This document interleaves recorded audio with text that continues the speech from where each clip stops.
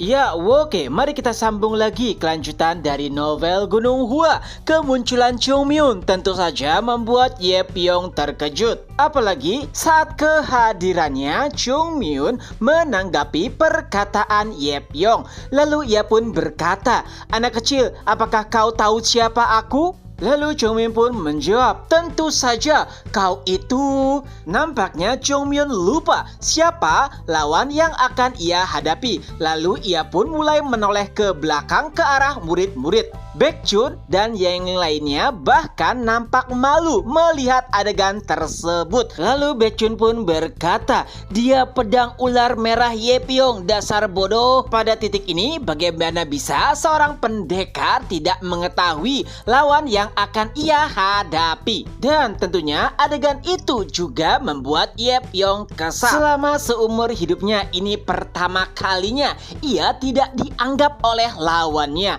Apalagi lawan yang akan ia hadapi hanyalah anak kecil. Kekesalannya mulai meningkat. Untungnya Bang Seng yang merupakan tangan kanannya berkata, "Kapten, tenanglah, ia adalah naga ilahi Gunung Hua. Tidak baik jika kau maju tanpa mengetahui siapa lawanmu." Mendengar kata-kata tersebut tentu saja membuat Ye Pyong kembali tenang. Ia pun berkata, "Apa yang Gunung Hua lakukan di sini? Kenapa kalian menghalangi kami? Bukankah ini adalah tanah dari sekte ujung selatan? Jadi kenapa kalian harus ikut campur?" Lalu Chungmyun pun menjawab, "Apakah sekte jahat saat ini bertarung menggunakan kata-katanya? Dunia benar-benar telah berubah."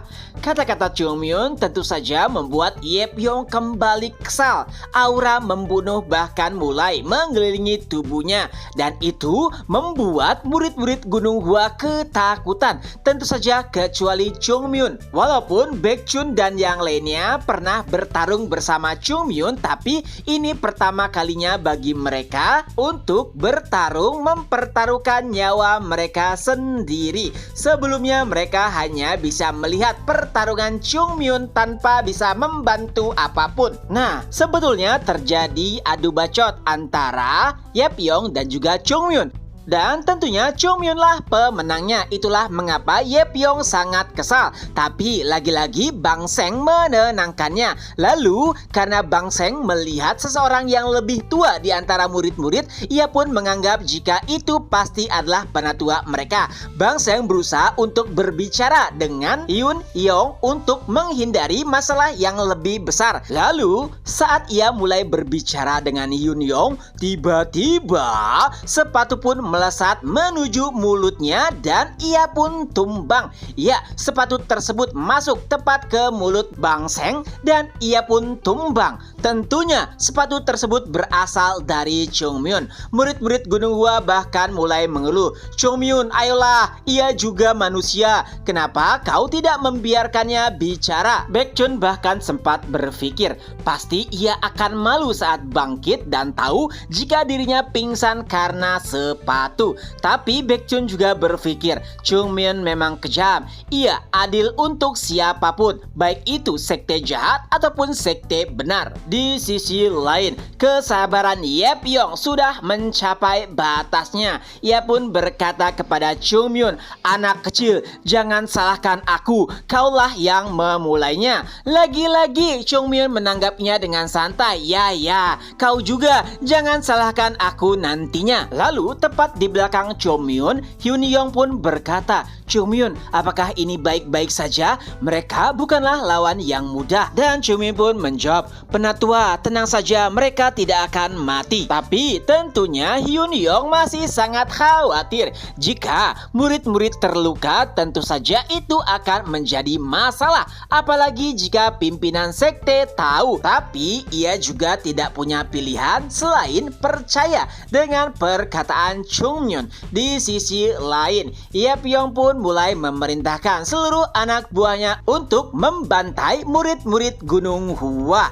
Tentu saja seluruh murid nampak tegang. Begitu juga dengan Jogul. Memang sudah banyak pertarungan yang ia lalui, tapi pertarungan kali ini nampak sangat beda.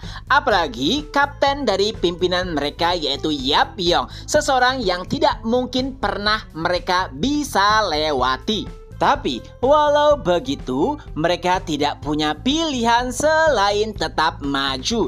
Kedua belah pihak pun mulai bentrok satu sama lainnya. Jogul yang awalnya nampak tegang mulai mendapatkan momentum dan juga kepercayaan. Tak kalah ia melawan salah satu anggota sekte jahat, dan ternyata pedang mereka bahkan lebih enteng dibandingkan pedang keluarga Pang yang pernah Jogul lawan di pertarungan ataupun kompetisi dunia murim. Begitu juga dengan murid-murid lainnya. Kompetisi dan juga pelatihan kejam dari Chungmyeon mulai menunjukkan hasil. Ketegangan mereka kini berubah menjadi ketenangan. Bahkan Jogul bisa memukul mundur lawannya dengan penuh kepercayaan diri. Ia pun mulai menoleh ke belakang, tepat di mana Chungmyeon berdiri. Tapi tentu saja bukan pujian yang ia dapat. Chungmyeon malah berkata, "Apa yang sedang kau lakukan? Cepat hentikan mereka." Dengan kata-kata tersebut, tidak hanya Jogul, para murid pun kembali melanjutkan pertarungan mereka. Di sisi lain, salah satu pasukan dari pedang ular merah mulai merasa heran. Ia pun berkata dengan gemetar, siapa sebenarnya anak-anak ini? Apa yang ia lihat sama sekali tidak menunjukkan jika Gunung Hua merupakan sekte yang baru saja bangkit. Pasukan mereka dipukul mundur. Bahkan seseorang murid berkata, "Kemana kau akan pergi? Jangan melarikan diri." Tentu saja itu adalah pemandangan yang aneh. Mereka semua merupakan prajurit yang telah berjuang semenjak mereka lahir. Tapi mereka dipukul mundur oleh anak-anak Gunung Hua. Dan lagi-lagi ia mendengar ocehan dari murid Gunung Hua. "Berani-beraninya kau menghentikan seranganku, dasar bajingan." Pada titik ini ia pun merasa heran. Sebenarnya siapa yang merupakan sekte Tao dan juga sekte jahat? Karena tingkah laku yang diperlihatkan oleh murid-murid Gunung Hua sama sekali tidak mencerminkan tentang sekte Tao. Tapi tak lama kemudian ia pun mulai tumbang karena terkena serangan dari pedang murid Gunung Hua. Di lain sisi, Baekhyun merasa jika dirinya kini telah bertambah kuat. Baik itu pelatihan Chungmyeon dan juga kompetisi dunia murim. Semua membuat dirinya berkembang. Kini yang ingin ia tahu hanyalah seberapa kuatkah ia saat ini. Dan ia juga mengingat perkataan Chungmyeon untuk tetap tenang dalam keadaan apapun dan bertarunglah seperti biasa. Di dalam pertarungan tersebut, Baekhyun telah mengalahkan beberapa orang. Bahkan kini lawan yang ia ingin hadapi mulai mundur perlahan karena mereka tahu Baekhyun bukanlah lawannya. Melihat aksi tersebut, Baekhyun pun mulai berteriak, "Kemana kalian ingin pergi? Bukankah sebelumnya kalian berkata jika kami anak kecil? Tapi pada titik ini bukanlah kalian yang seperti anak kecil?" Kata-kata provokasi tersebut tentu saja membuat pasukan pedang ular merah kesal. Mereka yang awalnya mundur kini berubah menjadi sangat marah karena harga diri mereka terkoyak. Mereka pun kembali maju dengan menghunuskan pedangnya. Dan sayangnya mereka tetap saja kalah. Di sisi lain, Hyun Yong nampak sangat terkejut. Ia tidak pernah berpikir jika murid-muridnya bisa memukul mundur pasukan kejahatan. Ia memang sadar jika murid-murid telah berkembang pesat, tapi apa yang ia lihat jauh daripada apa yang ia perkirakan. Hyun Yong bahkan berpikir, sebenarnya dari kapan murid-murid telah bertambah kuat?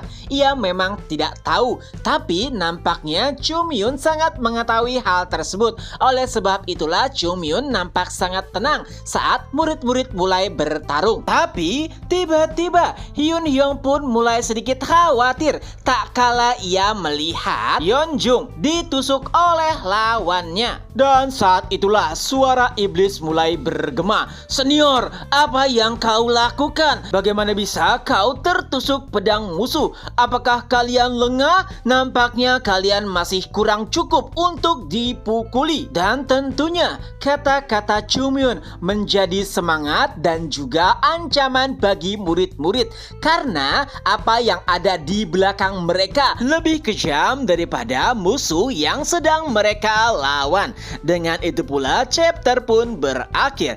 Nah, itulah kelanjutan dari novel Gunung Hua. Semoga terhibur. Ketemu lagi di next video. Bye bye.